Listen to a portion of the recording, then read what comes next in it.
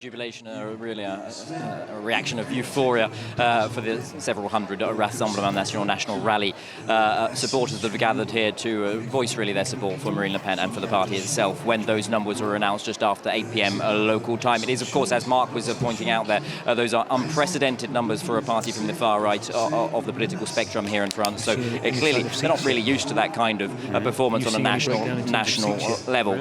Even in the past half hour, they've already opened the champagne, so there was perhaps a sentiment that they were expecting this to be a good night.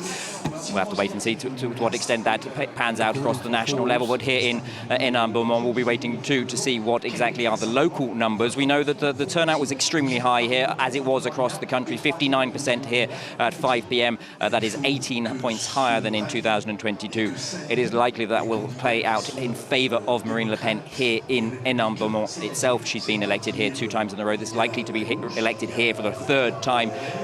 It will be crucial for her to be able to demonstrate that she is able to be elected from the first round, concentrate on the national picture over the next 7 days or so. Now, I've been speaking to some of the supporters here, and there's a couple of things that we couldn't really talk about due to the electoral rules, but it's interesting to talk to people here to ask why exactly it is they're here. And it really does divide into 2 broad pictures. There's the anti-Emmanuel Macron message.